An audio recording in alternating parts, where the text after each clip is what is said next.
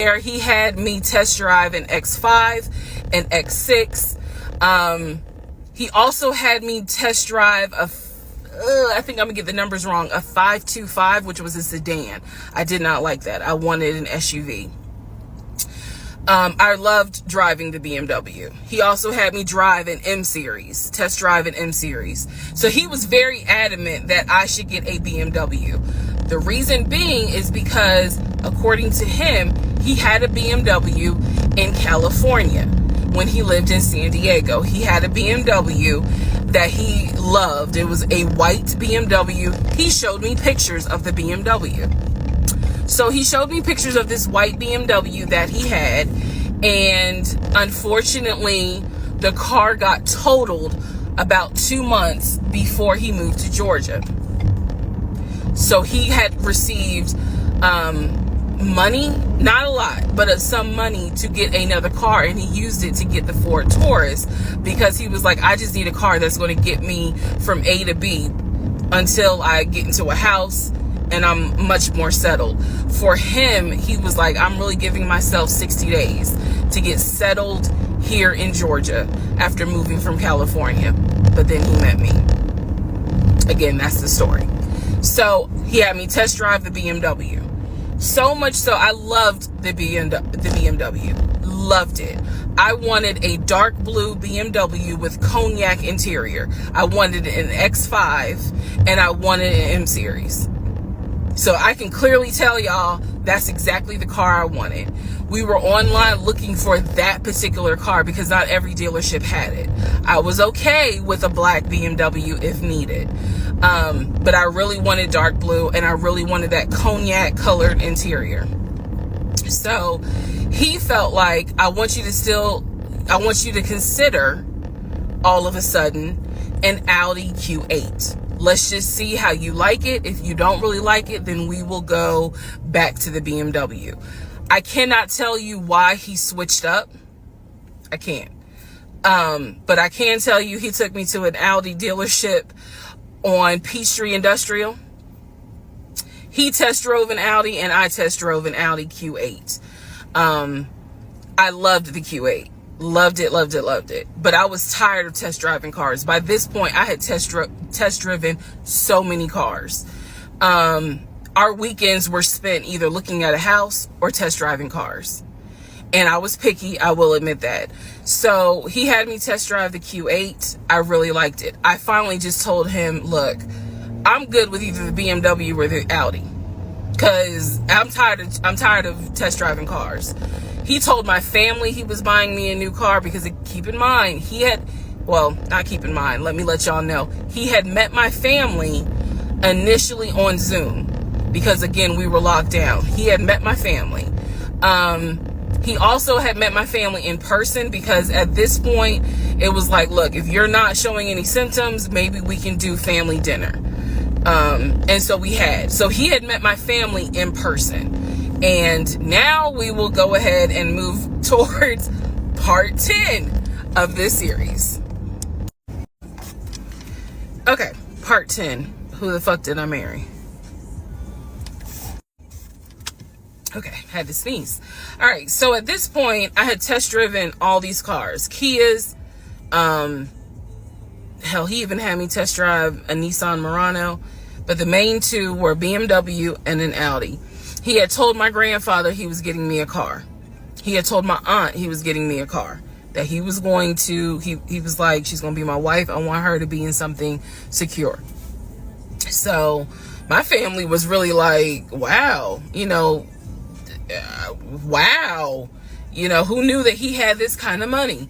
And so I hated the fact that he did that, because anytime he got around my family, here's another red flag to put in the United Nations of red flags. He would always talk about money, and he would always brag. I never realized it in real time. I didn't realize it until I was out of the situation. He always bragged about the fact that he could fight, the fact that he had money, and the fact that he played football. Those are the three things he always bragged about. Back to the cars. So I told him, I was like, pick one between the BMW and the Audi, because you said you buying it. So pick one. So this man chose the Audi. So he takes me to the dealership.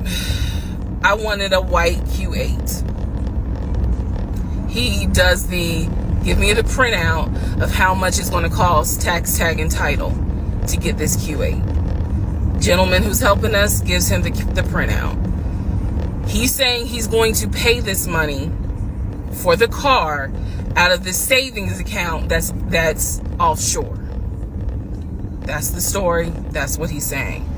So he apparently is asking the guy, is there a holding fee?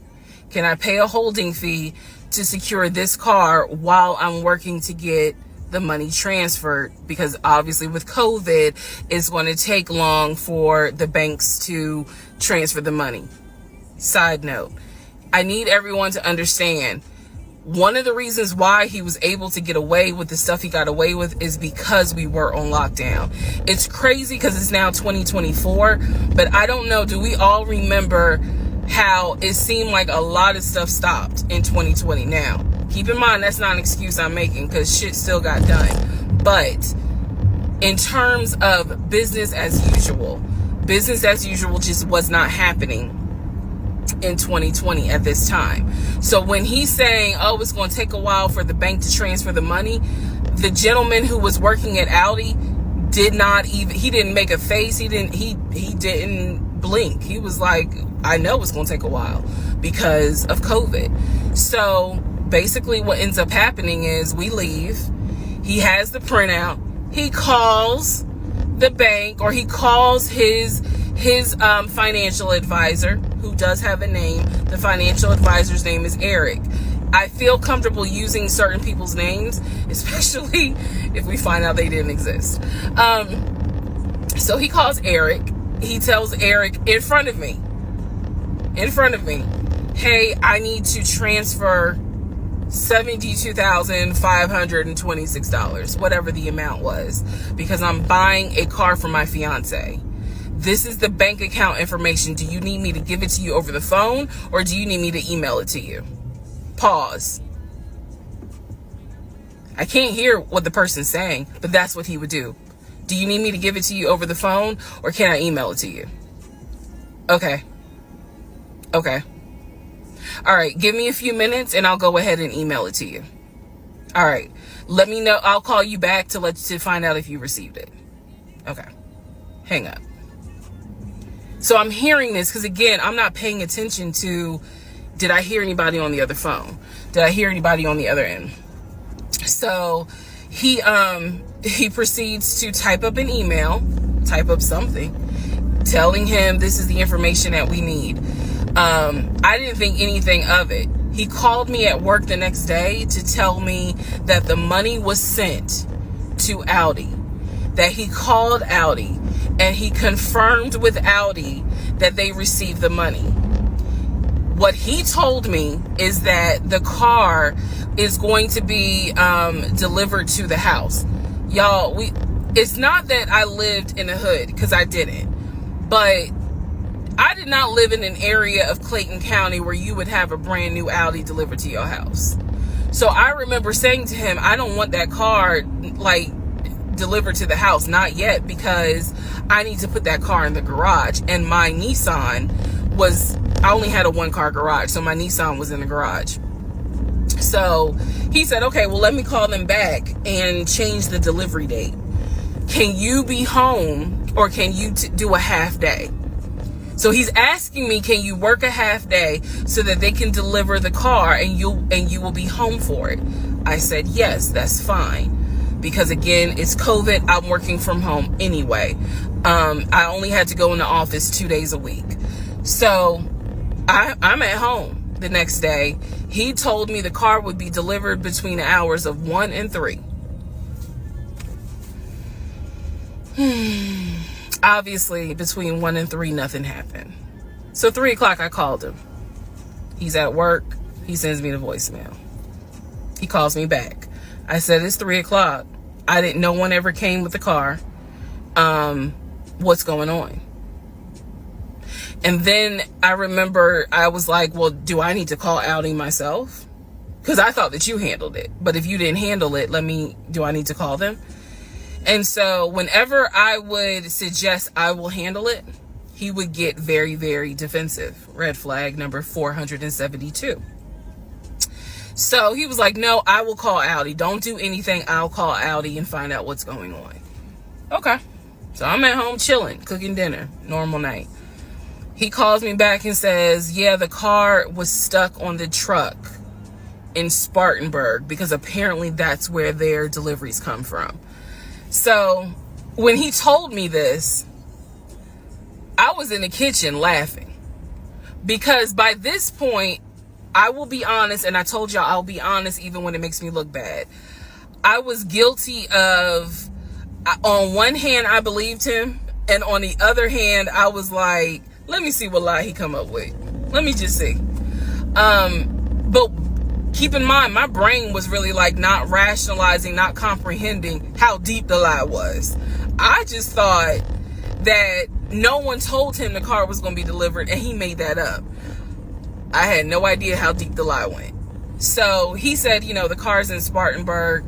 It should be delivered this weekend. The weekend came, he had a whole other excuse. I don't remember what the exact excuse was as to why the car was never delivered. I do remember we got into an argument and I was like, don't even worry about it. I'm gonna get a new car my damn self. I don't even need your help. Which is probably one of the worst things you can tell a narcissist, because they love to be the hero, you know, it's all about them. But I was like, don't even worry about it. I'll get, when I have the money to get a car myself, I'll do it. I don't want to hear anything else about a new car. I don't want to hear shit else about a car. Because at this point, I was spending way too much time trying to figure out, are we getting a car? Are we getting a house? Like, what the fuck is going on? Always there was an excuse.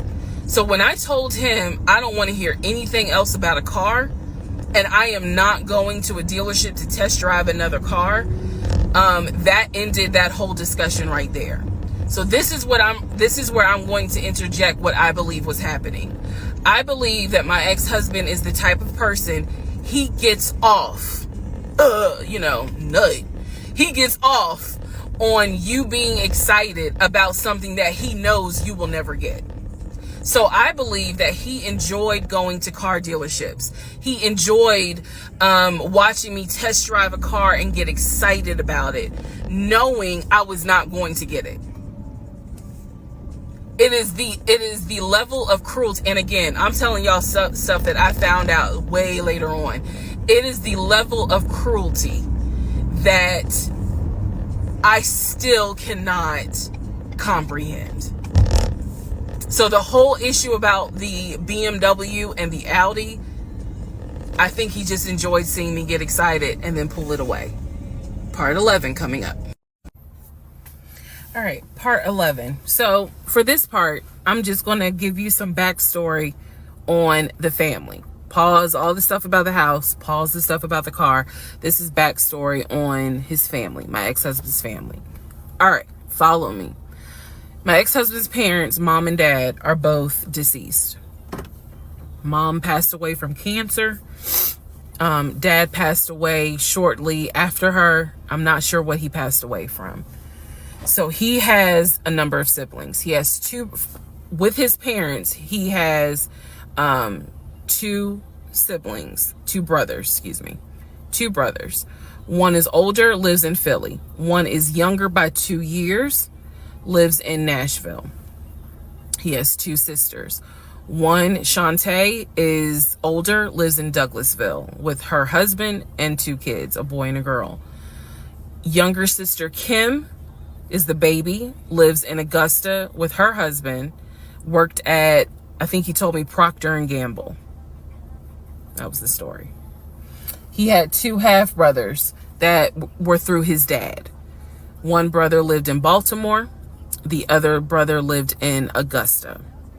The brother that lived in Augusta, I have physically met in person, shook hands, hugged, all that. The brother that lived in Baltimore, I have FaceTimed with, talked to him.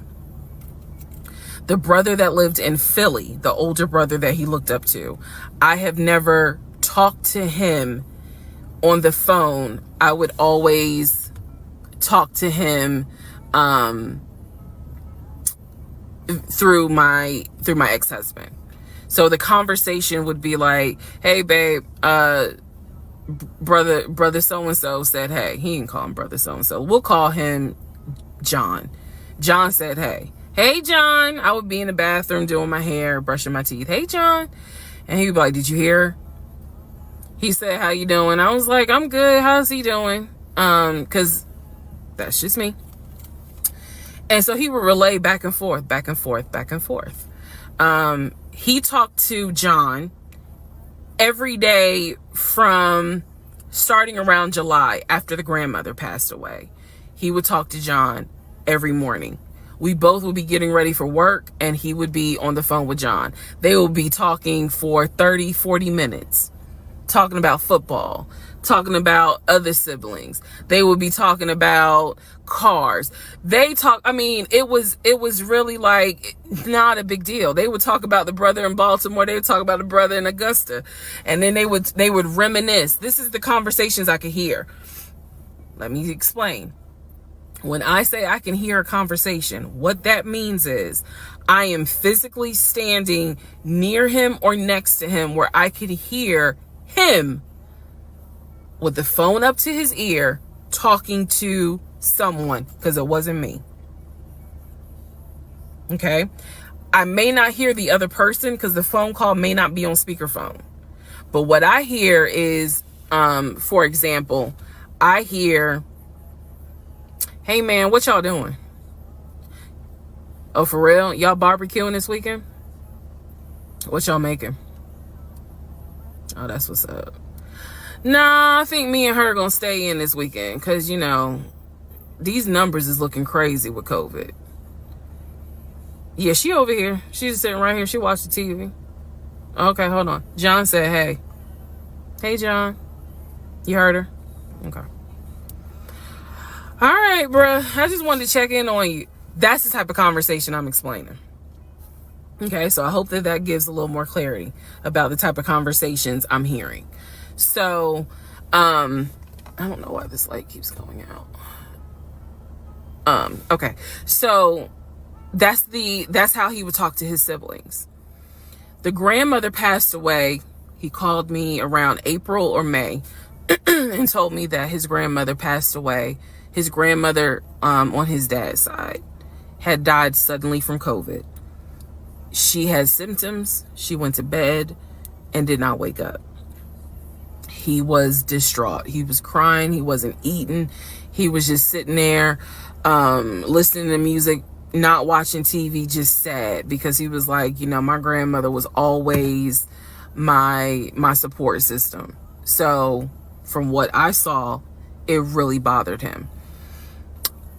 I did not think anything of it. I'm one of those people, if you tell me somebody in your family passed away, I'm gonna believe you, because I don't play about death. And I guess I expect other people don't either. However,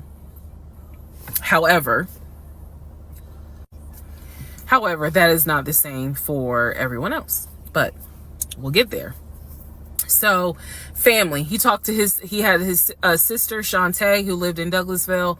Like I said, she was married with 2 kids. Apparently she was a nurse. So when I had my miscarriage, that was a sister that he was like, my sister will take you to the hospital. Like, that's what family does.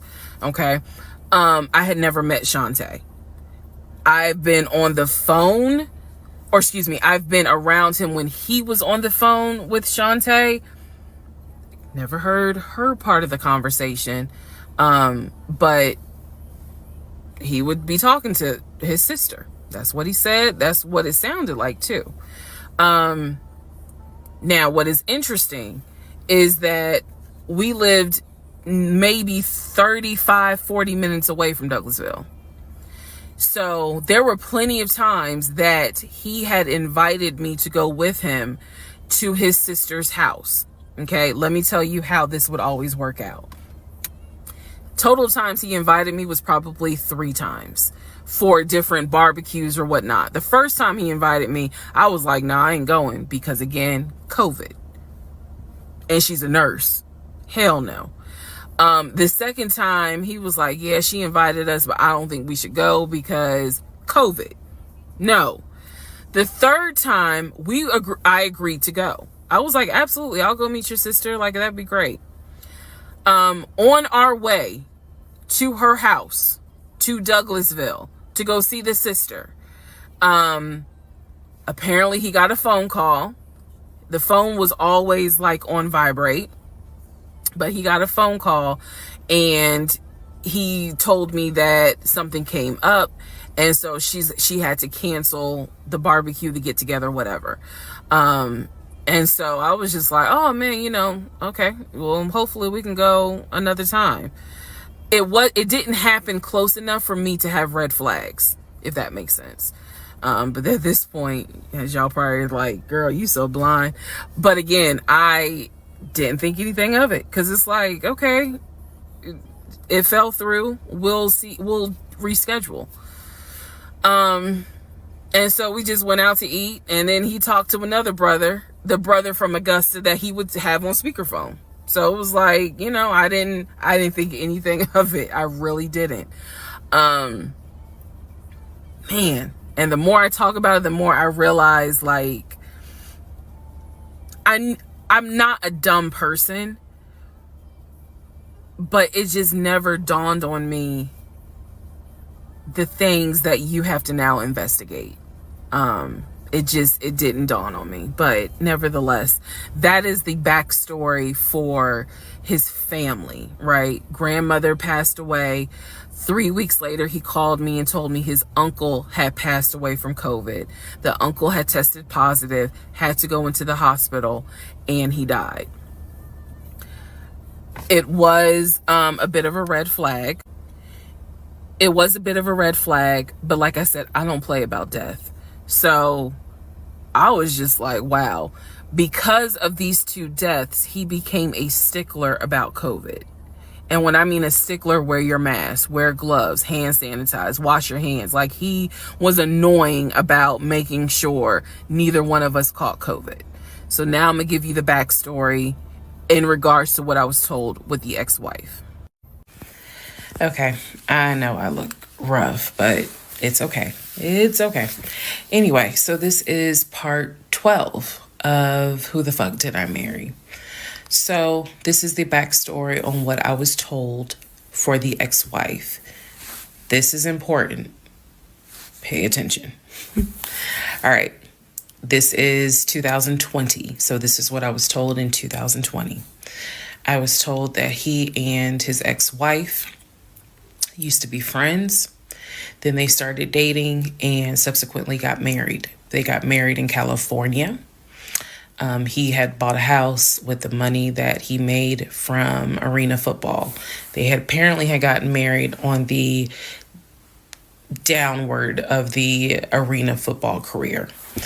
Had a nice house. He showed me a picture of the house, showed me pictures inside the house. Remember that? Showed me pictures inside the house. It was a really nice home in San Diego. And basically what happened was that he came home from work early one day and I have the hiccup, sorry. Came home early from work one day and his wife was sleeping with another man. The man was in the house. He and the man get into it.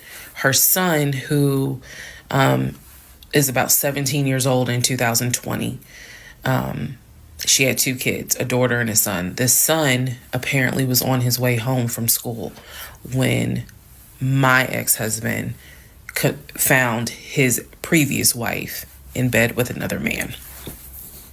So the story goes that he and the guy fought. He kicked the guy out. He kicked his ex-wife out, but told her the kids could stay. The kids are not biologically his. Those are his stepkids. She was like, you must be kidding. Like, I'm not leaving my kids here. The kids are old enough to where they were like, we don't want to go because you fucked up. We don't want to leave. So apparently she leaves. The kids stay with him for a few weeks. And then she gets her own place. The kids move in with their mom. He files for divorce in California. He files for divorce in California, and it was an ugly divorce. She was asking for spousal support, all kinds of stuff. And then it turned into, you know, I'll help you with the kids, not child support, but just I will give you some money for the kids, because apparently he was very close to the kids and he wanted to keep a relationship with the kids. Their biological fathers, apparently there were two fathers, their biological fathers were not in the picture. So the divorce starts out contested and ugly, eventually becomes amicable. Eventually they become cordial with each other. So my ex-husband moved. This is all before he ever met me. So I'm telling you the story of what I was told in 2020. So eventually, about 2 years later, is when his job approached him about an opportunity to transfer to Georgia. And so he took it. New beginning, fresh start. He has family in Georgia. He took it. He told me this story pretty much the second or third conversation we had. So it was always from the beginning that she had cheated. He caught her, and he had filed for divorce, but he was still close to the kids. They still had a great relationship. I've heard him on the phone with the kids, you know, just encouraging them, helping the 17-year-old like with homework. The kids really apparently wanted to meet me, and I was fine with that. He would send them money, you know, if they needed something, because he loved the kids as if they were his own. I'm telling you the story as I was told it in 2020. So let's see, around April or May of 2020, he informs me that his ex-wife has moved to Georgia. Apparently she's staying with her sister in Gwinnett County. So she has moved to Georgia. The two kids are now in Georgia.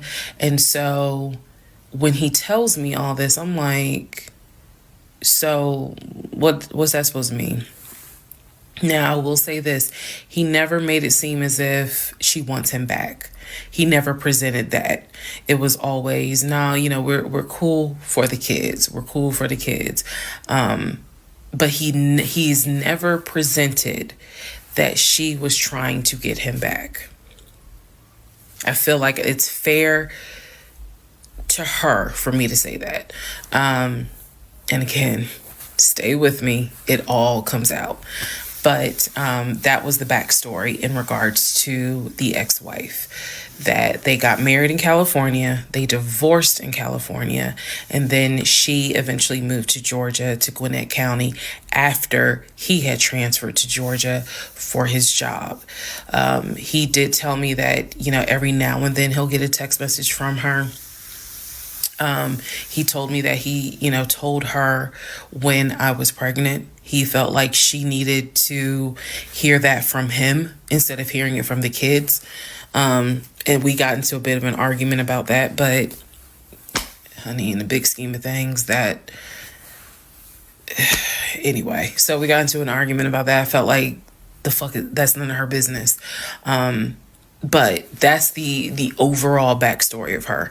So remember, because there will be a quiz, but just remember, he met her in California, married her in California, divorced her in California. She moved to Georgia, to Gwinnett County, after he moved to Georgia. Are we clear? Okay. Part 13 of Who the Fuck Did I Marry?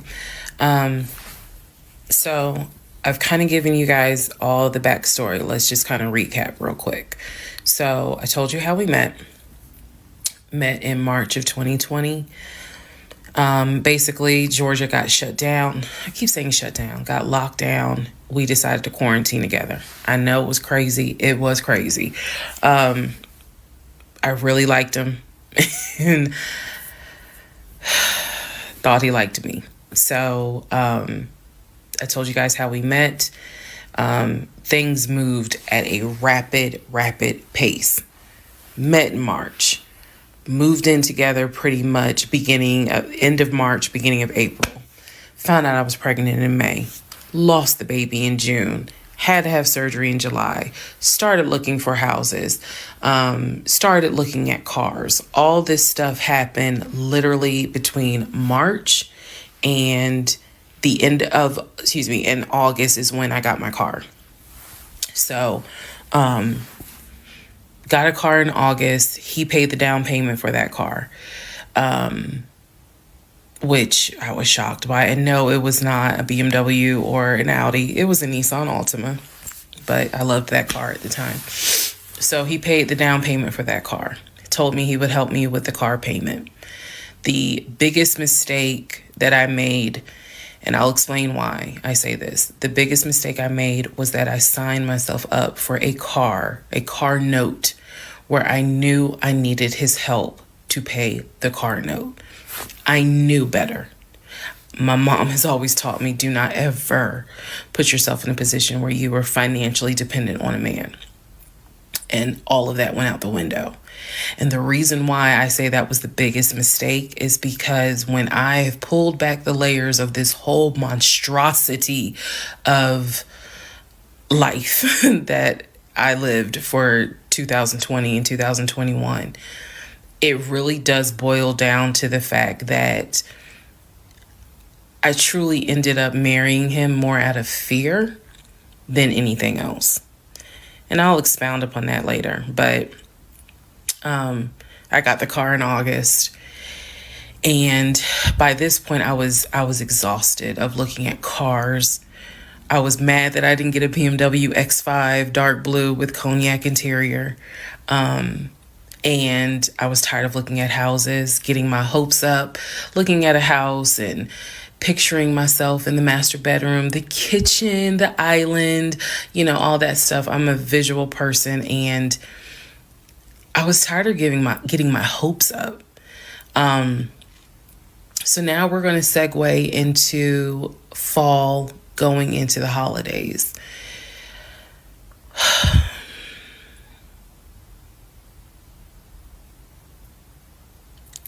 Here's what happened. In October, we looked at another house. This house was in Marietta. Absolutely gorgeous. It was gorgeous. I want to say that the house was about $700,000. I really liked the house.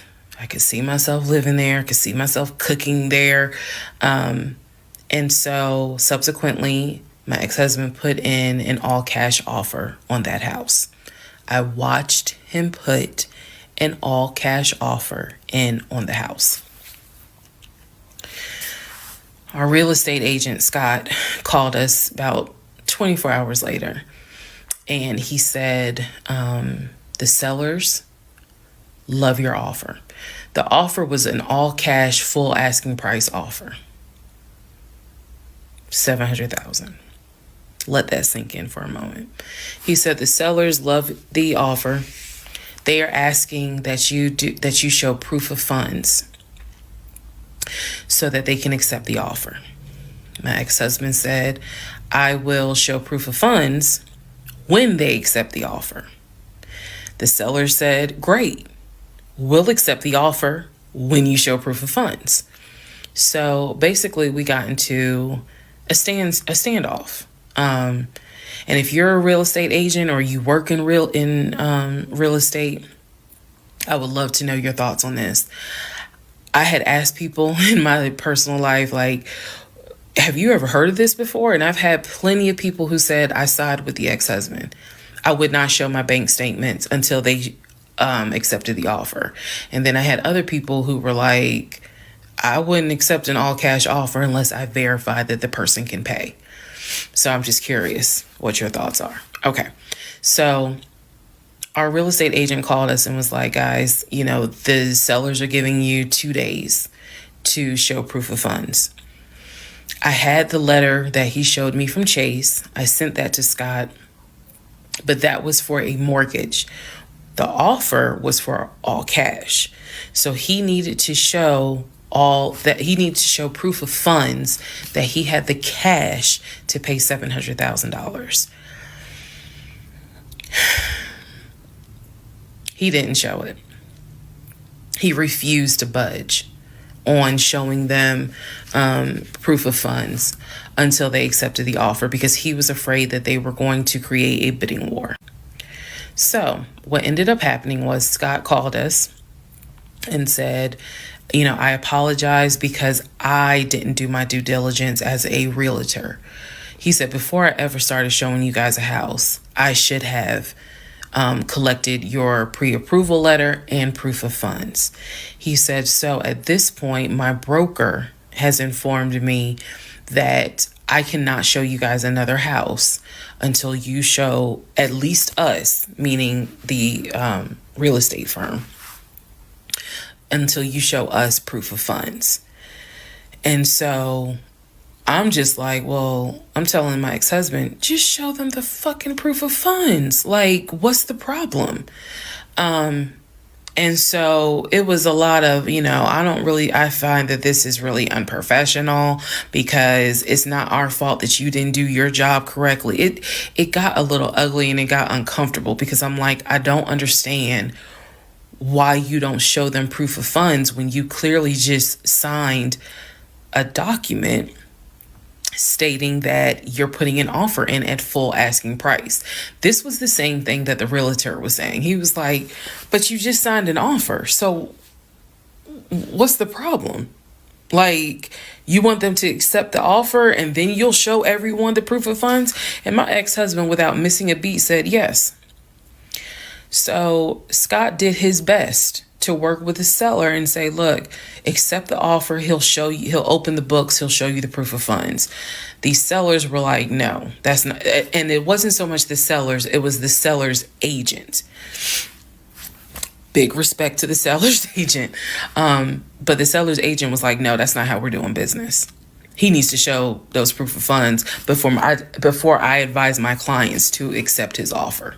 Period. If he's not willing to do it, we'll go on to the next offer, because they did have another offer on the table for it was less than asking price, but they were willing to accept that offer over the all cash offer, because those people had basically shown proof.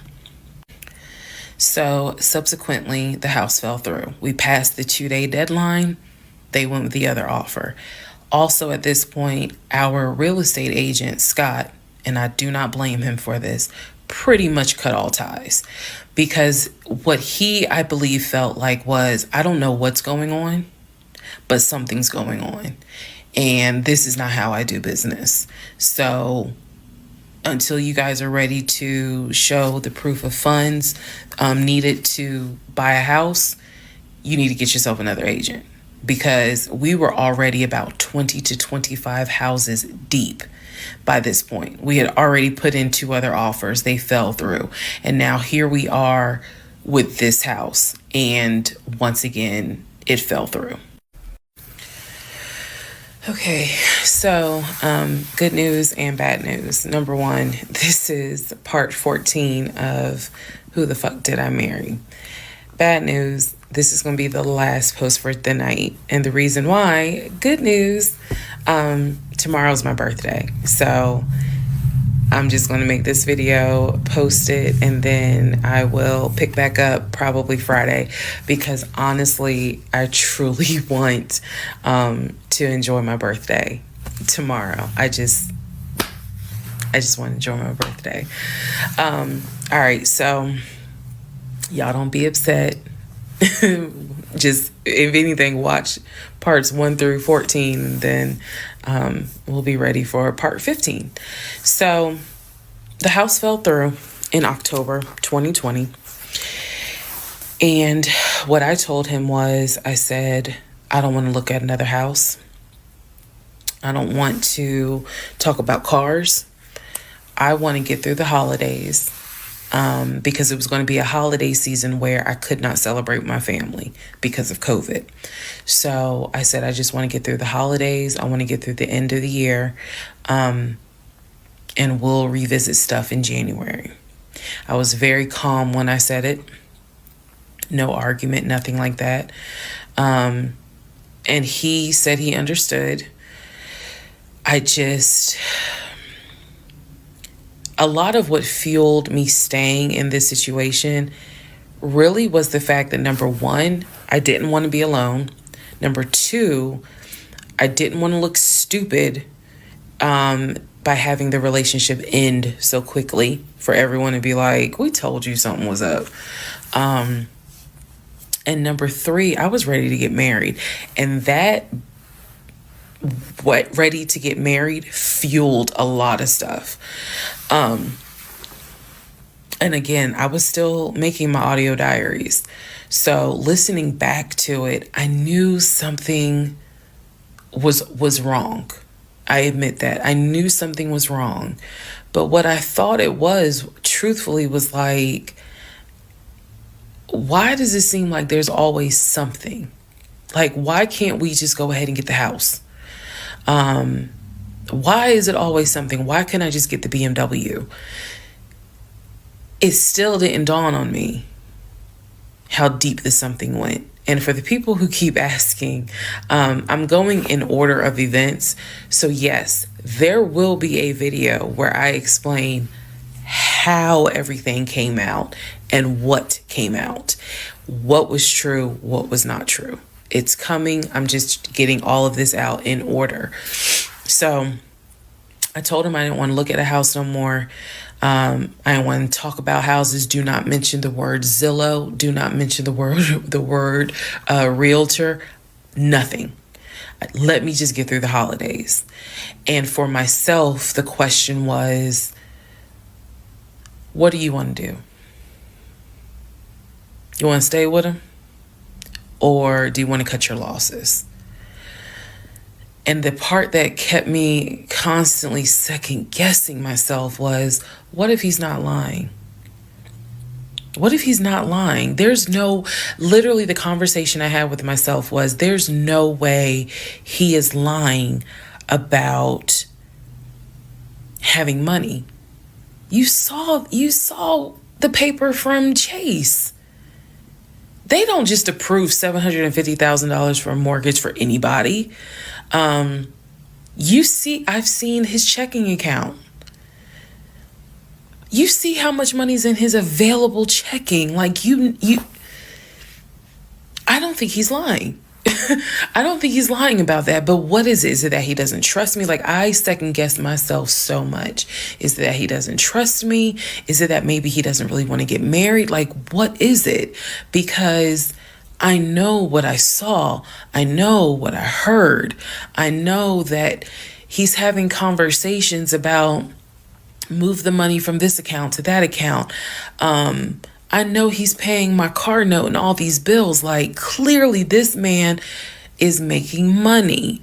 I know that I saw the letter from HR that states his new salary is 200 and something thousand. And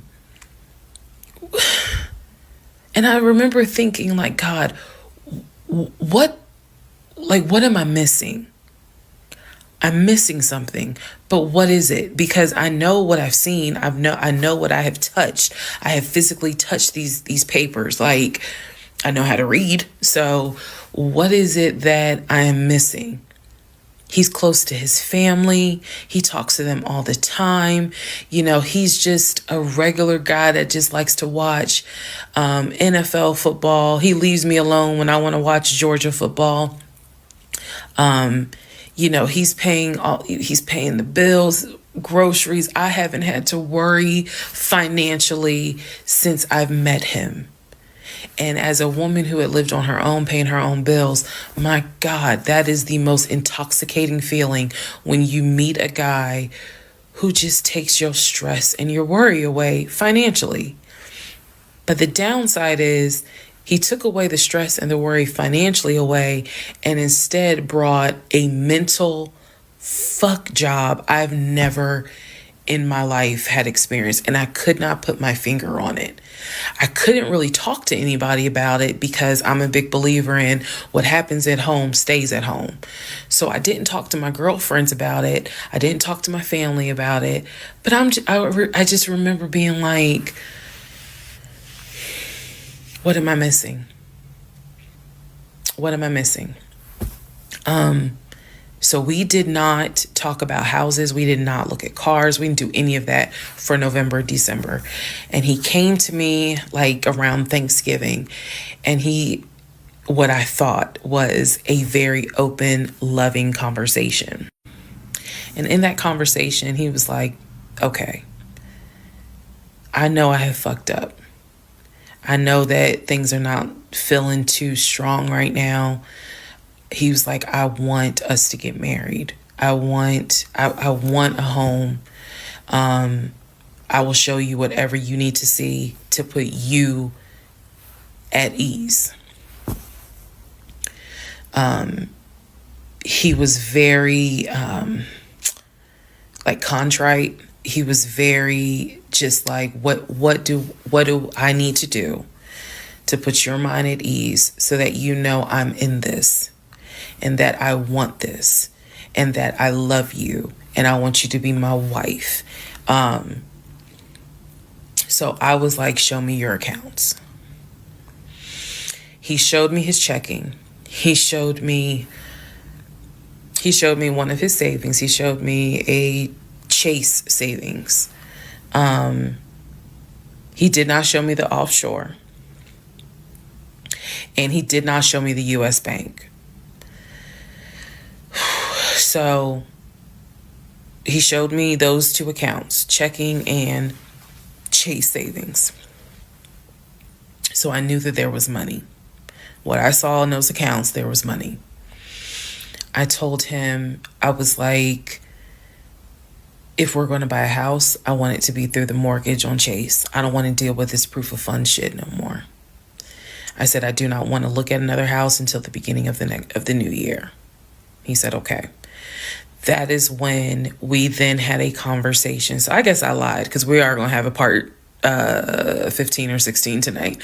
But that is when we then had the discussion about marriage. And that is where religion came into play. Yeah, I'll give y'all the other part tonight. Stand by. Okay, part 15. Who the fuck did I marry? So in December of 2020, around beginning of December, we had a conversation, kind of a come to Jesus heart-to-heart conversation.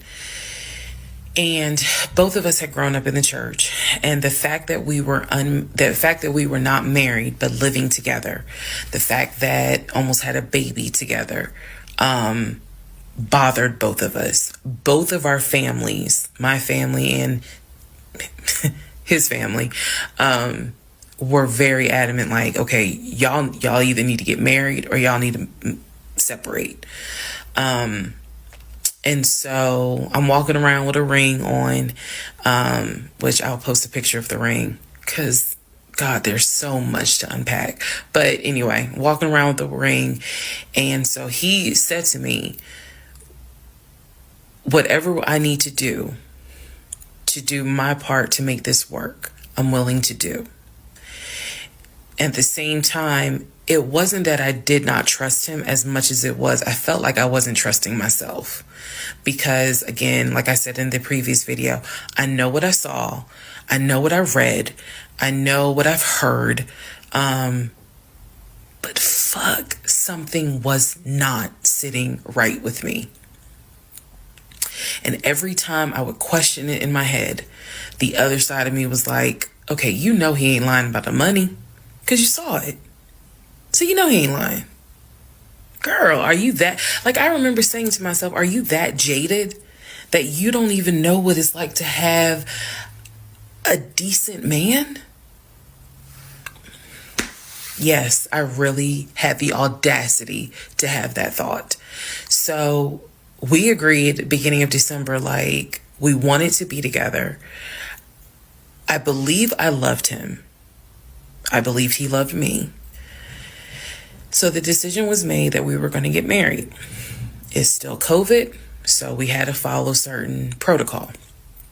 So we filed our marriage license in Fayette County, Georgia, because you could not get an appointment in Clayton County to save your life. So we filed the marriage license in Fayette County. On our marriage license, it asked the number of previous marriages. He said 1, I had 0. It asked for our social security numbers. He put his social security number down. I put my social security number down. I mentally wrote down his social security number. And I did a background check. I did a background check after I had filed a marriage license. Yes, I know, but I did. The background check, nothing came back. It was like no results found. I did a criminal background check, nothing came back. So I thought one of two things. Either I had the wrong social, meaning I wrote down the wrong social, or my paranoia was unfounded. There's nothing wrong with him, because he has been always throughout the relationship a big stickler about law enforcement, following the law, because his dad was a retired police officer. So this is someone who has been... This is a guy who would check to make sure my tail lights were working, make sure my signals were working, make sure my oil was good, make sure I had enough gas in the car.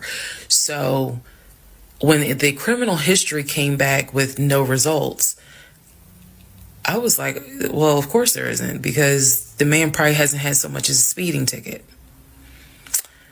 So we filed the marriage license.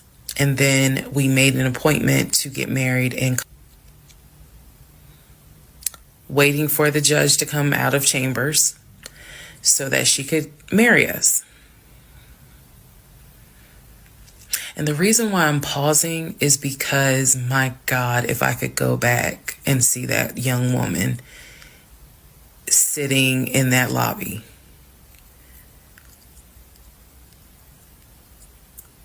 Wow. I know we can't go back in time, but damn, if I could go back in time, I would. Immediately, I didn't tell anyone I was getting married because I was afraid that we had tried before in September and something came up. So I didn't want to tell anyone. I didn't want to get anyone's hopes up. I didn't want to get my hopes up. I know that's bad, but again, said I would be honest even if it's ugly. I told my mom, my family, that we got married, told my friends. They could not believe it. Like my mother was relieved, but she had no idea about what was going on. My aunt was more like, really? You married him? My friend, the one who took me to the hospital for the miscarriage, was like, I wish you would have told me, like, you deserve to have people there, take pictures and celebrate and all this other stuff. And she was like, she's the type of friend, if you like it, I love it. You rock with him, I rock with him. The moment you don't, I don't either. So she was supportive. My other girlfriends were happy for me. They just hated that I had to get married during COVID. Because they were like, we would have loved to have, thrown you a bridal shower and a bachelorette party and all of that. It just sucks that you couldn't experience that. So we got married on a Tuesday. On the way home, stopped and got some wings, went home, and I had to get ready to go to work the next day. And life. I got married January 5th. By January 31st, I knew I was in trouble. I still didn't know how deep, but I knew I was in trouble. So, to give you all a very, very, very candid idea, got married January 5th.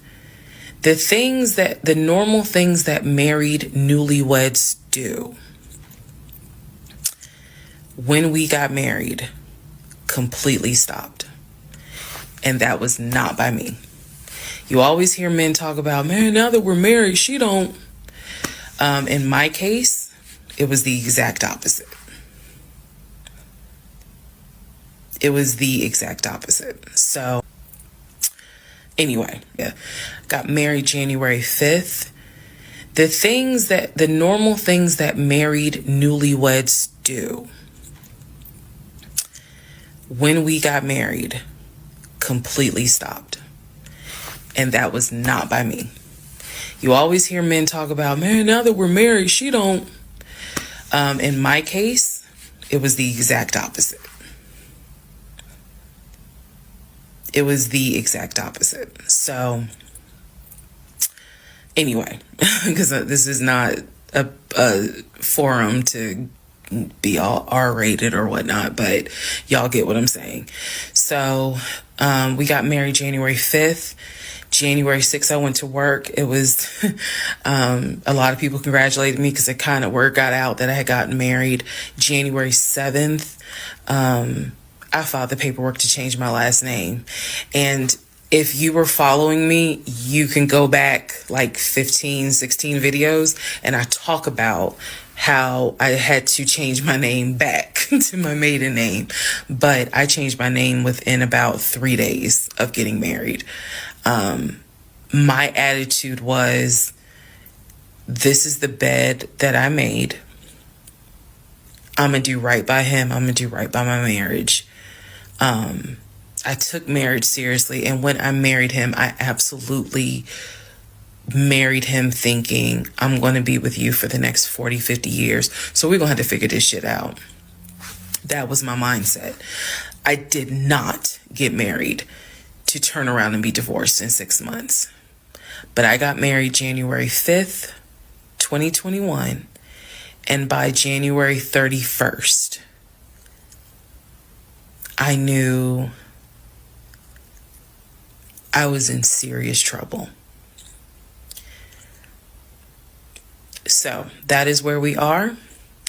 The next set of videos, the next set of all this will be me talking about how things went downhill before it crashed and I found everything out. In the meantime, tomorrow is my birthday. So, happy birthday to me. The fuck did I marry? This is the interlude, basically. I'm not recapping on this video. I'm just kind of answering some stuff that has been written to me. Someone was like, why are you airing your business out on social media? It's a valid question. For me personally, I feel like this was traumatic to experience, to live through. And I'll expound on that on another video, the aftermath of the toll that this took. Honestly, and I know some people are going to be like, that sounds crazy. It is kind of cathartic to get this out because I cannot tell you how much of this has been internalized since 2020. Also, I don't want to seem like a cautionary tale to other women or to men for that matter. But to my sisters, to my ladies, white, black, Hispanic, Asian, doesn't matter. If something does not sit right with you, investigate it. I cannot stress that enough. If just one woman watches these videos and she's like, you know what? Something don't sit right with me. Let me look into this. Then it was worth it. Yes, it is a Lifetime movie. Yes, it is Netflix. Yes, it is crazy. Yes, it is hilarious also. And I understand all of those reactions. As someone who lived it,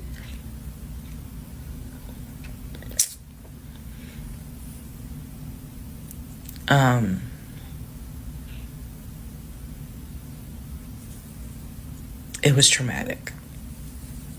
But I feel like, God, it feels good to finally admit what the fuck I went through. And again, by the time this is uploaded, I'm only to January of 2021, right after getting married. So when I think back on it, there's things that I'm very, very grateful for. There are things that I'm just like, why did you not pay attention? Why did you not question? And the sad part is, I can't even begin to tell you. I don't remember the woman I was before I met that man. I don't remember. Because going through something like that, it changes you. And I've seen some women in the comments who were like, I was married to a habitual liar. I was married to a pathological liar. My baby daddy's a pathological liar.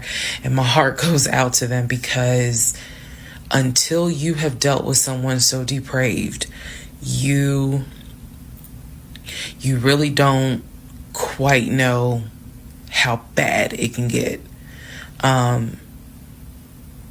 So I'm fully aware that this was a risk, putting this out on social media, telling my story, my truth, and really kind of being like, look, this is what I went through. I made dumb decisions. I overlooked things I should not have overlooked. I argued away things I should not have argued away. I can pinpoint exactly the moment I should have left. I still feel like God is sitting on the throne and he's like, I never planned for your monkey ass to marry him. I never even planned for you to go out and date with him. That's why I blew your tire. But you hard-headed and you went anyway. And then I tried to go ahead and show you signs. You ignored them. Like, I feel like God did everything to help me as his child be like, this is not who I created to be your helpmate. And I was like, God, you taking too long. I want to get married. You taking too long. I want to have a family. You taking too long. And these are the consequences that I am paying for basically telling God, you took too long. And I feel like God's grace is sufficient. It is. But at the same time, and I'm not perfect. I mean, not perfect at all. None of us are. But I do feel like when I sit back and I replay the events that happened, I truly cannot believe that was my story. Because all I wanted was to meet a guy, for him to be my best friend, for us to get married, have a family. I wanted someone I could make fun of his big old forehead, and he make fun of my nappy head and all my wigs, and yet he was my ride or die. I wanted someone that I could be like, man, help me with these kids, and he helped me with the kids. We had a nice home. We were comfortable. That is what I wanted. And I've said this before, and I say it again. I truly hoped it was my turn. You see the women who are, so happy and, they're in these loving marriages and life just looks good. I really, really wanted it to be my turn. And so I excused away a lot of stuff that I hope the next woman who sees this does not excuse, because I don't wish this on anybody. I don't wish this on anyone, to feel the way I felt the moment I discovered the whole truth. So I just wanted to say that because I think it's important to try to answer the why is she posting this? Honestly, I was tired of holding it in. I was tired of holding it in. And I hope it helps somebody. Okay, let's all. I don't wish this on anyone to feel the way I felt the moment I discovered the whole truth. So I just wanted to say that because I think it's important to try to answer the why is she posting this? Honestly, I was tired of holding it in. I was tired of holding it in. And I hope it helps somebody. Okay, let's all take a deep breath. Let's all get some sleep. If you don't have anything to do and you just want to wish me happy birthday, wish me happy birthday tomorrow, February 15th. Shout out to Team Aquarius. Good night, y'all. The fuck. Part 17. Who the fuck did I marry? So, for context and just to clarify some stuff, going forward, I'm going to now call my ex-husband, I'm going to use the name that I call him in real life. So that way it clears up the whole fiance, boyfriend, husband, ex-husband thing. So his name is Legion. Anyone that knows me will tell you that is what I call him.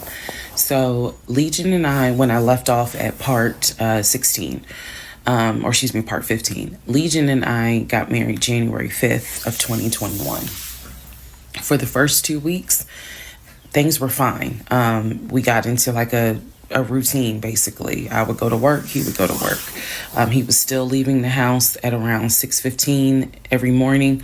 He was still on the phone with his brother, the one that lived in Philly, every morning. That was their time to talk. From what I was told, the brother got off work. I guess he must have worked the third shift. And so he was getting off work as Legion was getting ready to go to work. So that was the perfect time for them to talk. He would talk to his brother in Baltimore and the brother in Augusta. Pretty much, just a quick phone call here and there, if not every day, every other day. So everything was pretty much the same. I would talk to my mom almost every day. I would talk to my aunt almost every day. So it was nothing to kind of... that's weird. That's what the morning routine was. He would talk. So I worked at Georgia State Patrol.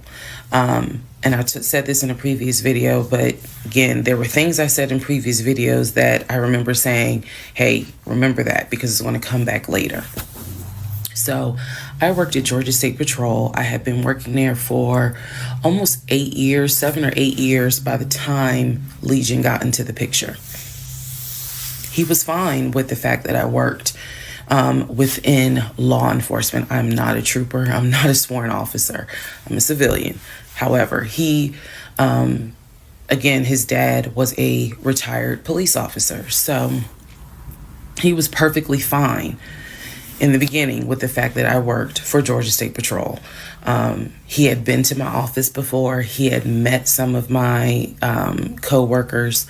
Obviously, even with COVID, because I still had to go into the office 2 or 3 days a week, he had been up there. So the friend who took me to the hospital when I had my miscarriage has met him.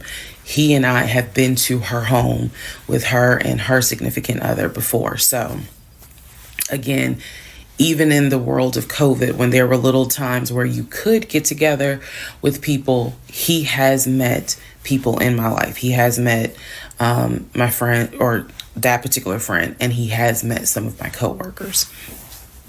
So when we got married, the first 2 weeks, like I said, was fine. And then it's as if something snapped. Something just changed. What was totally acceptable before suddenly little comments were made. Why are you wearing that to work? You get off at 3:30, so you'll be home by 5, right? Things that had never happened before. He had never questioned what time I'm going to be home. Really, he didn't need to question it because when I'm off work, I leave. So it was never a situation of, oh, I'm going to just sit around at work and just run my mouth because I have nothing to do.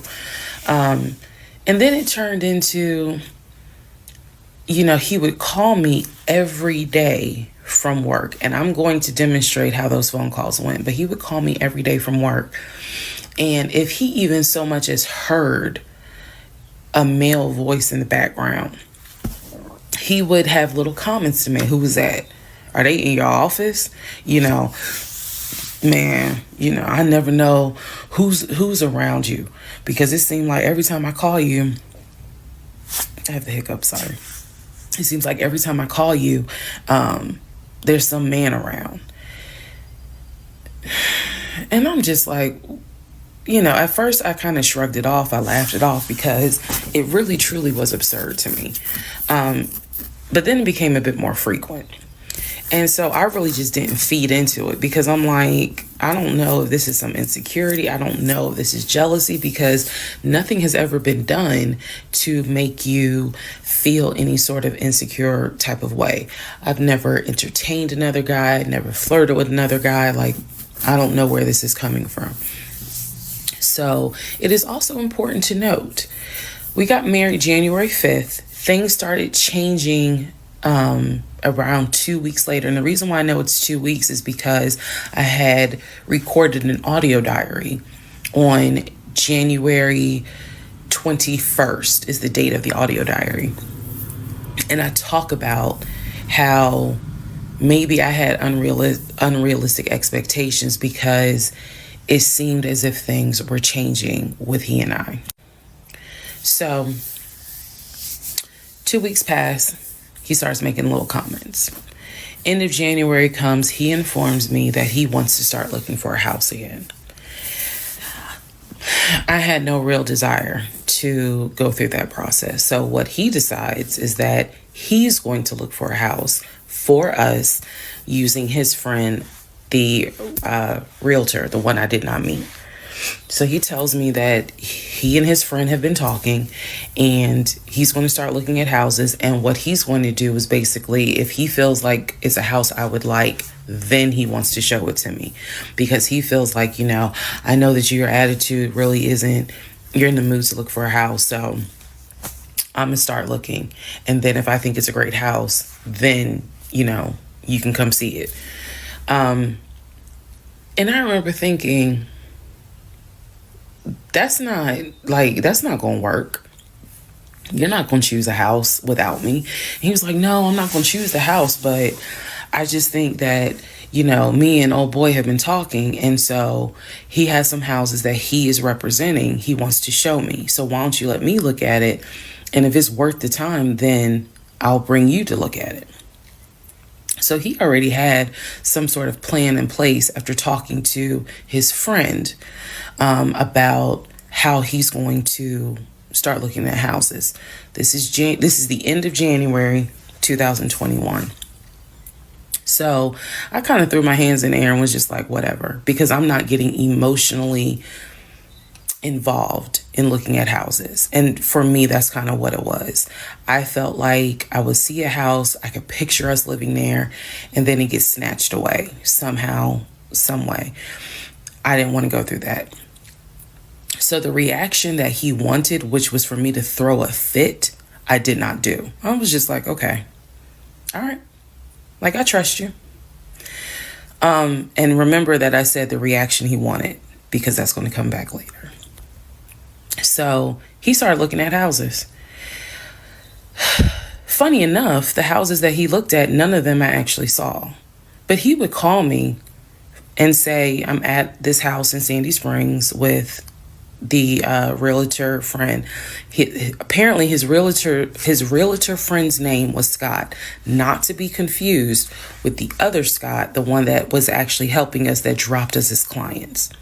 I want to make that clear. There were two Scotts. One is the realtor who was representing us, who said, hey, I need proof of funds. If you don't have those proof of funds, I cannot show you any more houses. The other Scott is his friend who he had talked to on the phone at least 50 to 100 times in front of me. That's the Scott that he said is going to show me this house in Sandy Springs. Apparently the house was like $800,000. So he was like, I think that if I like the house, then I'm gonna bring you out here so you can see it. All right. Now let's go into part 18. Okay, part 18, who the fuck did I marry? So he starts looking at houses in Sandy Springs, Alpharetta area with his friend Scott. I did not see any of these houses. I did not go. I didn't want to go. So what was starting to change is, remember I said before, he would leave the house every day at around 6:15. He would be home every day between 3:30 and 4 o'clock without fail. It was so, I shouldn't say it was annoying, but I could set my clock by the fact that I would hear that garage door open between 3:30 and 4 o'clock every day that he went to work. Even during lockdown, he still had to go to work. His job was only locked down for maybe a week.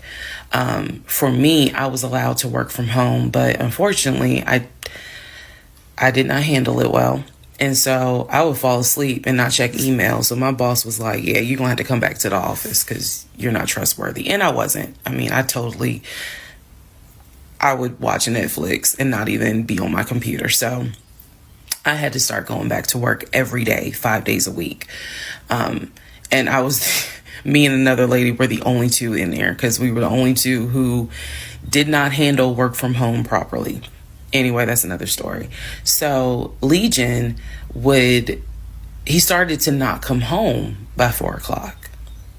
He started to come home 5, 5:30, 6, 6:30, sometimes 7 o'clock.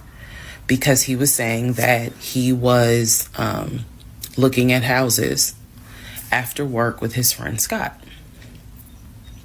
So it definitely was noticed that things are changing. And I just, at this point, kind of emotionally and mentally, I was just like, I don't know what to do. This is the end of January. Remember, I told you in part 15, I got married January 5th. By January 31st, I kind of knew I was in trouble. And by the end of January, sure enough, I knew things were changing in a way that I was like, I hate to sound redundant, but what the fuck is going on? So he's still maintaining the story of looking for a house. I had already let him know my lease is up in August. When my lease is up in August, I am moving to Cobb County.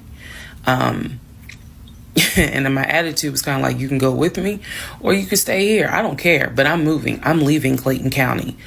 The reason why I was so adamant to move was not because of Clayton County. It was not because of the house that I was in. It was because Legion had started to create this narrative that he was beefing with my female neighbor. He was trying to get me to believe that my female neighbor to the left of me somehow was interested in him. And so she would make these little comments and he would come in the house complaining about her and her music and the fact that she had, different men over to the house. It was driving me crazy. And all of this was kind of starting in January. So when I say that, it really seems like we got married January 5th and then we had 2 weeks of peace and then something just snapped. I literally mean something just snapped. So he's looking at houses. Now we're moving into February. February obviously is my birthday month. He did good. He did good to make Valentine. He went all out for Valentine's Day. He went all out for my birthday. My birthday and Valentine's Day are February 14th and February 15th. So he went all out on both days. Y'all ain't even gonna believe this story. But I said I would share even when it makes me look bad. So the weekend after my birthday, and what I mean by that is if my birthday was on a Tuesday, we're talking about Saturday. The weekend after my birthday, he gave me money to go to the nail salon, go get a manicure and pedicure. So I leave the house. I take his car. His car was in the driveway. We had a key to each other's car because, again, we're married at this point. We're talking February 2021. So I take his car and I drive to the nail salon over in Morrow. I'm in the chair getting a pedicure and I get a text message from my husband saying someone was just at the house looking for you. And I'm like, who was looking for me? Who was it? And he said, I don't know. I think it was some, this is through text. I don't know. I think it was some dude you used to mess with. Okay. I was like, what are you talking about? He was like, I'm telling you, some guy just came to the house looking for you. I told him you were not here. So at this point, y'all, I'm in the chair at the salon. I'm freaking out because I'm like, who the fuck has the audacity to come to my home unannounced, uninvited, talking about they're looking for me? Especially because before I met my husband, I was working the last shift at Amazon as a part-time job. So I had not dealt with, dated anything with anyone for about a year before I met him in March of 2020. So I really was like, who the hell is this coming to my house? So I finished the pedicure. I head home. Once I get home, I'm like, what are you talking about? What happened? And so I'm frazzled in a way. And he's calm. He was like, yeah, it was a black Dodge Charger. They pulled into the driveway. They backed in. They backed in as if they had been here before. So clearly this was someone who's been to your house. He got out the car. He said, I opened the door and I went out there and I said, is there something I can help you with? And he said, the guy said, I'm looking for, and gave him my name. And he said, I'm sorry, she's not here. And he said, he was like, oh, okay. All right then. And just got in the car and drove off. And I was like, my brain stopped working. Because I'm thinking, who the heck could this be? A Dodge Charger? I was like, are you sure that it wasn't law enforcement? Like, was it the sheriff's office trying to serve me with a lawsuit for a credit card I didn't pay? He was like, no, he was in regular clothes. He was like, and it was not a police car. It was on a marked unit, basically. And so I'm just like, who the heck could this be? And he was like, I know who it was. And I said, who? He was like, I think it was your ex. I said, what ex? He was like, the one that you had dated for 2 years. Remember back in like part 3, part 4, I told y'all, he told me about his ex. I told him about mine. I thought we were being honest with each other. So now, fast forward to February 2021, and he's telling me, yeah, I think it was the ex that you had been dealing with for those 2 years before you met me. I said, so you think that he showed up to the house uninvited after 2 years? And he was like, well, whoever it was clearly was comfortable backing into our driveway, getting out the car, and was like, I'm here to see, and gave him my name. And so he was like, she's not here. Is there something I can help you with? And the guy was like, nah, it's cool. And then just got in the car and drove off. So, again, brain is like, who could this be? So then Legion says to me, you know what? The way that you reacting to this is real suspect. And I'm like, what are you talking about? He was like, you over here freaking out. I told you I took care of it. I told you it was fine. And you over here freaking out, which makes me wonder, what have you been up to? Now, let's go to part 19. Okay, part 18. Who the fuck did I marry? So he says to me, the way you're acting is real suspect, because I told you it was fine. I took care of it. He was like, I ain't even worried about it. He was like, obviously that nigga didn't know that you now married, that you've moved on. And so now he knows it. But for me, it was the fact that I don't do pop-ups. Don't come to my house unannounced. So if someone has done that, for me, it automatically feels like a violation, and it feels like it needs to be addressed. So it was not as simple as, I already took care of it, it's fine, let it go. Nah, we ain't letting nothing go, because you don't have my permission to show up to my house. And before this turns into something where I'm going to be on Fox 5 News, I need to address that with you, because that is not okay. So he didn't like the reaction I had to the story he told me, where someone basically disrespected my home. And he felt like my reaction was really suspect. So what I'm going to get into the little details that he did not know about. So he tells me, again, it was a black Dodge Charger. They backed into the driveway. A gentleman got out of the car and he asked for me by name, and Legion said she's not here. So I asked him, what does the guy look like? And he said, he was like, why does it matter? I said, what the fuck does he look like? So Legion proceeds to give me the most generic. I immediately was like, okay, I know that crosses out one. He said he was shorter than him. All of them were shorter than him. I said, did he have a hat on his head? He said, no, that crossed out one, because one in particular was a maintenance guy who always wore a hat on his head because he had like a bruise or something, and he was just self-conscious about it. So he always wore a hat. That leaves two. So I said, was he muscular or was he skinny? So Legion's getting all frustrated. I said, just answer the question. He was like, well, he was kind of in between. And I said, okay. He was in between. I said, so was he light skin or was he dark skin? He was like, I told you he was brown skin. I said, was he my complexion? He said, no, he was brown skin. That eliminates one. So now there's one left. And yes, the one left would have been the ex that I had dated for 2 years. And so he was like, I know it was your ex. I know it was your ex. And I was like, that don't make no sense, because the ex that in my mind, I'm saying this, the ex that I had dated, he and I had no contact with each other. And he was not the type to just pop up at your house. That ain't his style. Not to mention, and I ain't tell Legion this, that man would not be caught dead driving a Dodge Charger. He hated Chargers because he drove it as a patrol car. So I didn't say anything. I just was like, that's weird. So what Legion didn't know is that at the time I had a security system.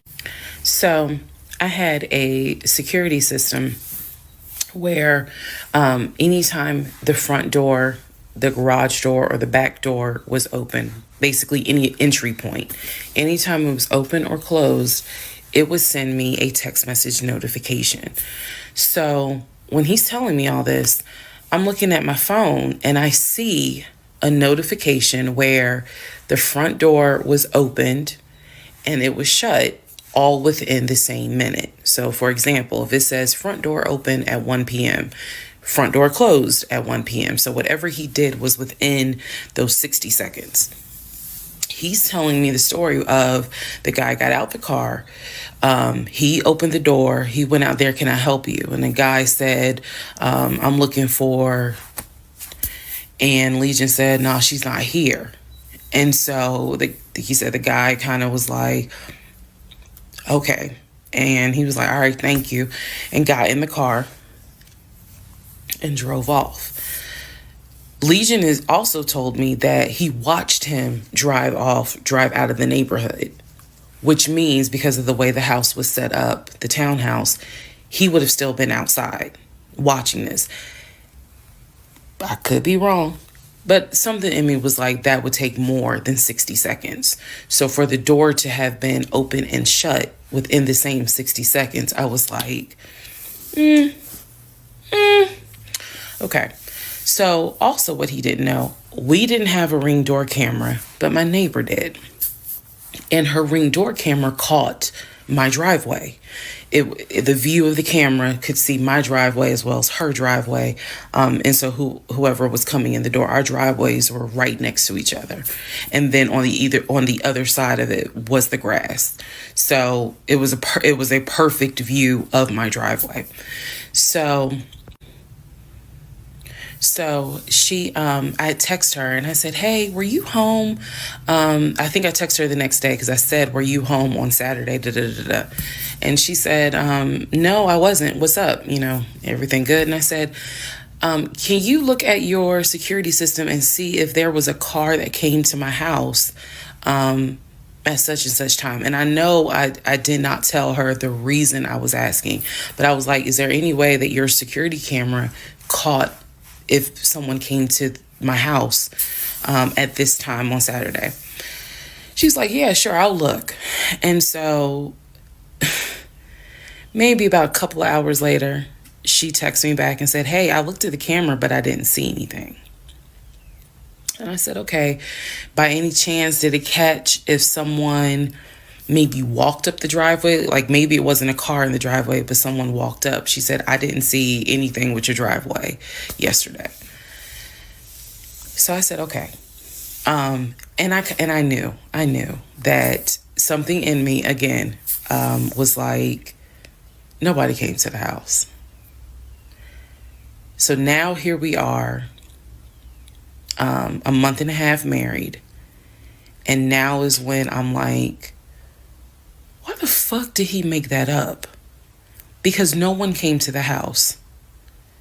No black Charger came to the house, backed into the driveway. Nobody got out the car and asked for me.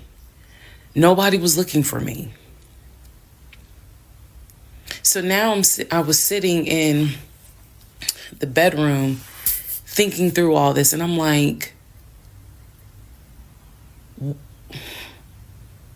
the fuck did he make that up? Because that's what happened. I'm looking at the text messages on my phone where he's telling me someone just came to the house looking for you. But no one came. So what was the purpose of that? And then something said to me, something in me said, he wanted to see your reaction. He just wanted to see the reaction. You had been too calm, and so he wanted to see a reaction. So this man gaslit me like I was Georgia Natural Gas just to get a reaction. Welcome, ladies and gentlemen, to part 20 of Who the Fuck Did I Marry? All right, part 20 of Who the Fuck Did I Marry? So after the black Dodge Charger incident, things were quiet. Legion was fine. Legion slept just fine. Me, that shit played over in my head for days and days and days. On one hand, I was like, I know nobody came. My head knew nobody came to the house. My heart was like, but maybe he didn't make it up. So the head and the heart were absolutely playing a tug of war because, again, I really couldn't fathom that he was making it up. But nevertheless, I filed it in the back of my mind in my little filing cabinet, my mental filing cabinet. So a few weeks later, we go out to eat at this restaurant in Atlanta. It's a burger place, and I'm going to do my best by the time I post this to put the name of the burger place on the screen. So we go to the burger place, eat dinner. Everything was fine. As we are leaving, he says to me, did I ever show you where my grandmother is buried? This is the grandmother that passed away from COVID in 2020. And I said, no. I was like, we haven't been over here. And so he was like, let me show you. So he drives us to the cemetery, which is not far from the restaurant.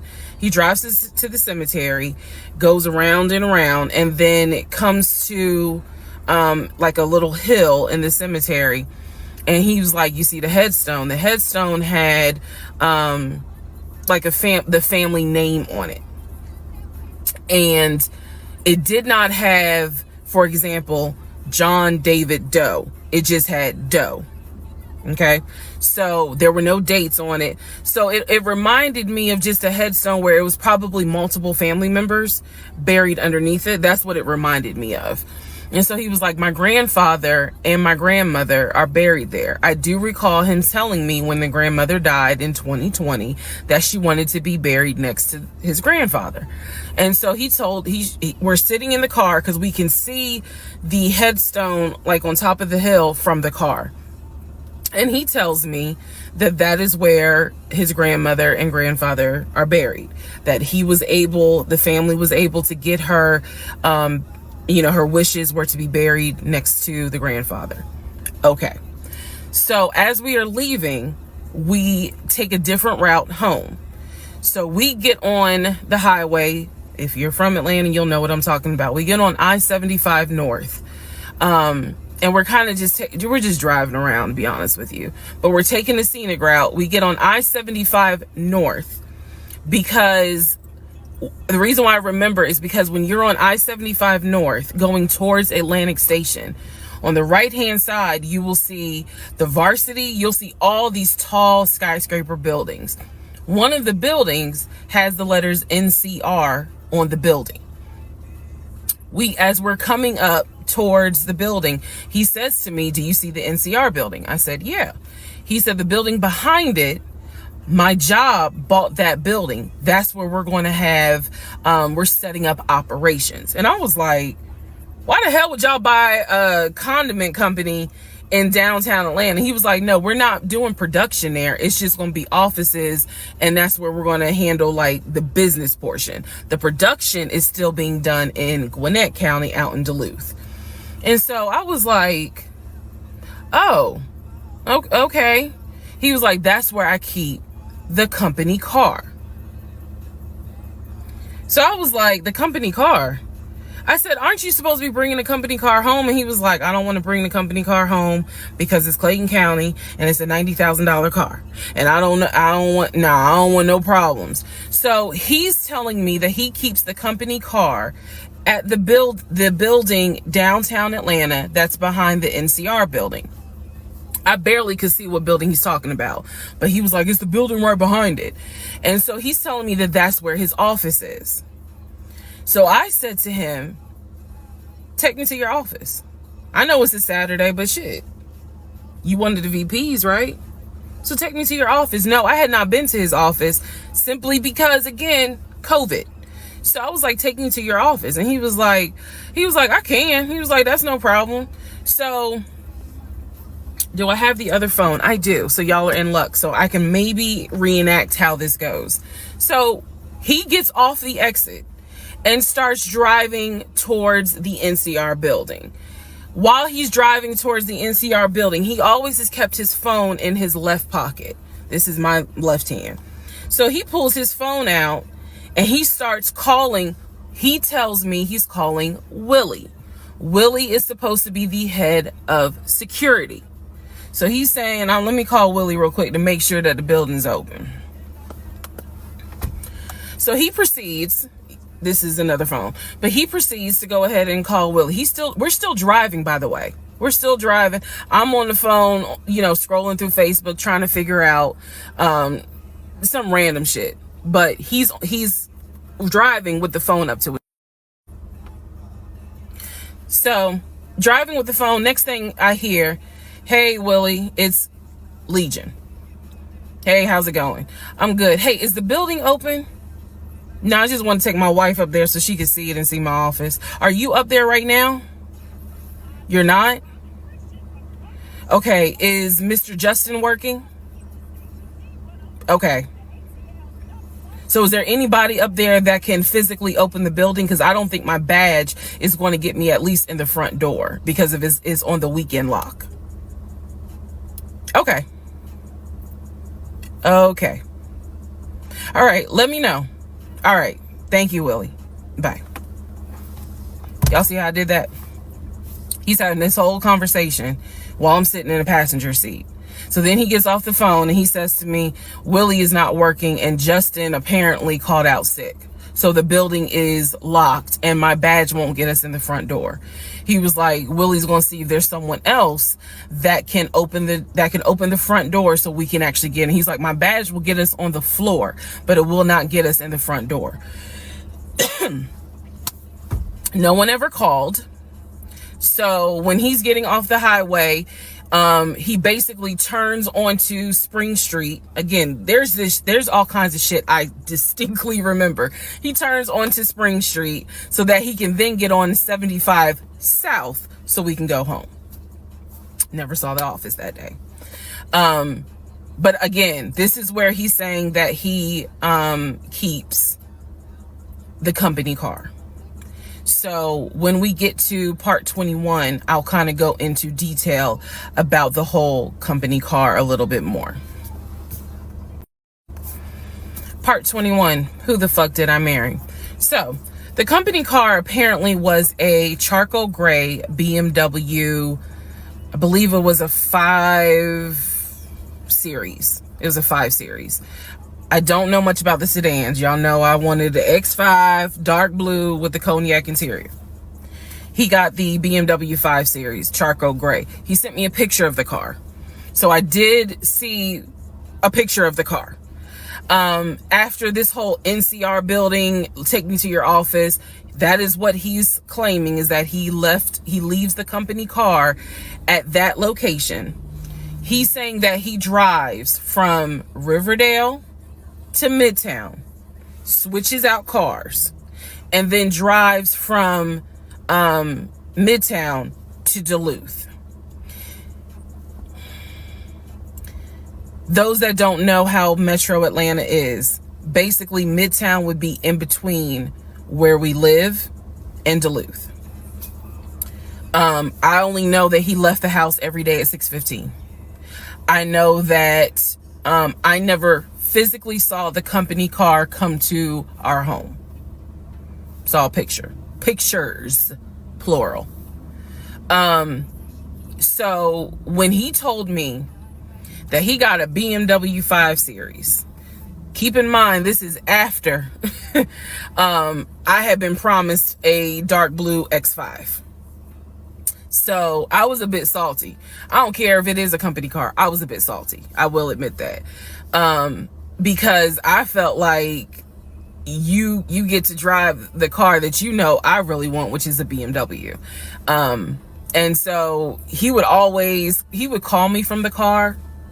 He would tell me, yeah, I may just drive home in this car and not switch back to his personal car. He was like, I don't know. He did that a lot. And I realize now in 2024, he did that because he knew how excited I was to actually see the car. Because shit, I wanted to test drive it myself, to be honest with you. And he knew that. So, reactions. So he would say stuff like that, like, man, I'm so tired. I might just drive the company car, go ahead and go home. And then, just let me park it in a garage type thing. So eventually he stopped doing that because I didn't want to hear nothing about that car. I'm driving a Nissan and you driving a BMW after you promised me a BMW. So I don't really want to hear nothing about it. So in terms of the company car, I did see that it was according to the pictures, a charcoal gray BMW 5 Series. If you're asking me the exact model, I don't know. But I know it was a 5 Series because I know the 7 Series is slightly longer. So it's a 5 Series sedan. So after the whole situation with the cemetery to see his grandmother and grandfather's headstone, then there was the NCR, the office is open. Oh, it's not open. Justin ain't working. Willie ain't working. Willie is supposed to be head of security, but he ain't working. Okay. So at this point, I'm already numb. It is important for me to point out how numb I became dealing with him. mind numbing, because I just got to a point where it was like, there's always something. There's always something. So of course we're not going to go to the office, because there's going to be something. So this is the end of February. My birthday had already passed. There clearly was tension on my end, not so much tension on his end. So I get home a couple of weeks later. We are now in the beginning of March. This is something personal about me. The only way you would know this is if you know me. I have been dying to go to London and Paris. I had a layover in London when I did a study abroad, but it's not the same. I want to go to London and be a whole tourist. I don't care. I want to see Buckingham Palace. I want to see the Tower of London. I want to see Paris. I want to see the Palace of Versailles. This is something, if you know me, you know she wants to see Paris. She wants to see London. So I get home from work. This is the beginning of March. I get home from work, and on the counter is a folder with like a little bow on it. And I'm like, oh, what is this? Is this like mail? Like, was this something that you got at work? He's like, nah, it's a surprise for you. I open up the folder. Inside the folder is like a trip itinerary. It is not an actual booked trip. It's like an itinerary. A trip for two to go from Atlanta to London. The trip should have happened, and it was the month on there was like July. So it was a summer trip. So he tells me, I'm going to take you to London. He was like, I wanted to take you for your birthday, but certain things fell through. He was like, so this summer in July, we're going to go to London. He was like, I've already made a reservation for us to stay at the Savoy. Again, there are certain things that my brain just was like, remember that. He said, I've already made a reservation for us to stay at the Savoy. I didn't know, as much as I want to go to London, y'all, I didn't know anything about the Savoy. And so I remember going to look it up, because I was like, what is the Savoy? Well, apparently the Savoy is bougie, very bougie. So I was so excited. I cannot tell y'all how fucking excited I was when I saw that he had printed out British Airways. Like, he was speaking my language. I am one of those people, I'm a planner.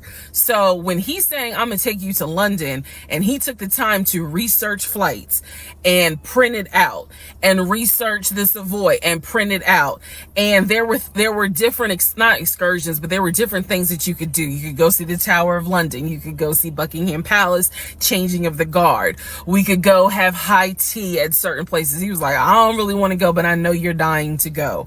So he was like, you know I love you, and I would do anything for you.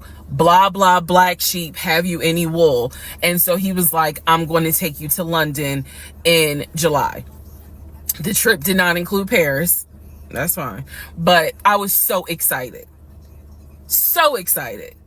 And so this is the beginning of March. I was like, this is great. Hopefully this happens. I knew I needed to renew my passport, and he was saying that he had to renew his passport as well because his passport had expired. So both of us were like, okay, we need to get on this if we're going to try to make it to London in July, and it's now March. Me being the planner I am, I think I went to work the next day and printed out the passport applications so that we could fill it out and go ahead and get that process going.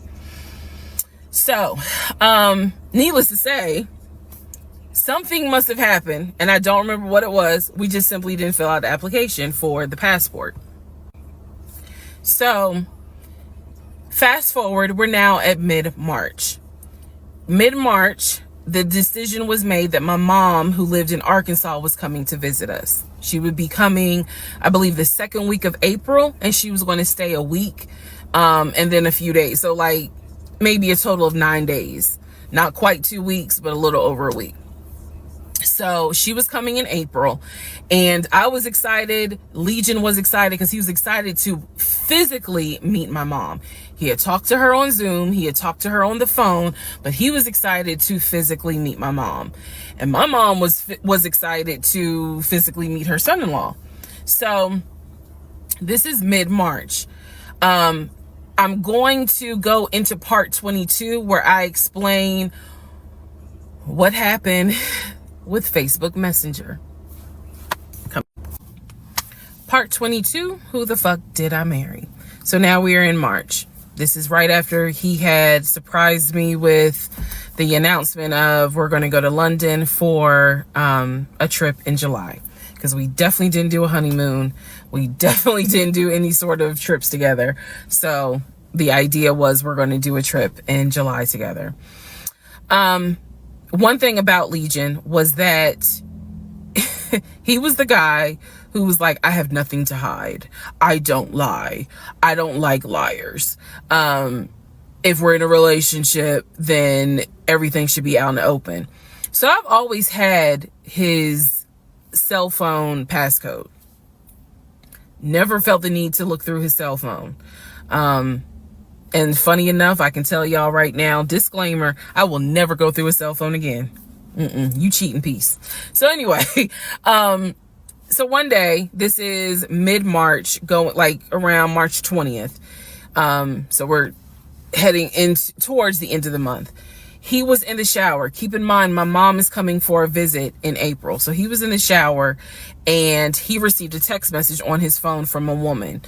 The text message, because it was a preview, so the text message was something where if you didn't know the context of the text thread, you could either go left or you could go right with it.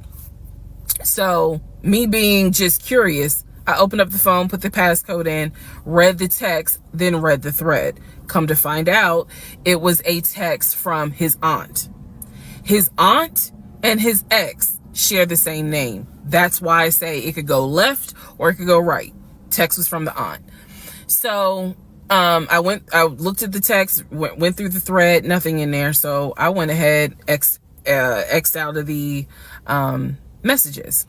I see that he has Facebook Messenger downloaded, and obviously it shows you the number of unread messages in the icon. So it showed that he had like 5 unread messages. So I clicked on it, just being nosy. And what do my wondering astigmatism eyes see? So in his Facebook Messenger is about 7 women. I can see their profile picture and I see their names. Some of them had a preview. The ones that he had not read, I could see the preview of the message. One in particular said, when are you gonna come get this? Y'all know what I'm talking about. So I clicked on that one first. And I'm reading through the thread. And so she's saying, when are you gonna come get this? But earlier in the thread, or further back in the thread, he had asked her, when are you gonna give me? And she said, when lockdown is over. So from what I could piece together, he had not yet physically gotten with her.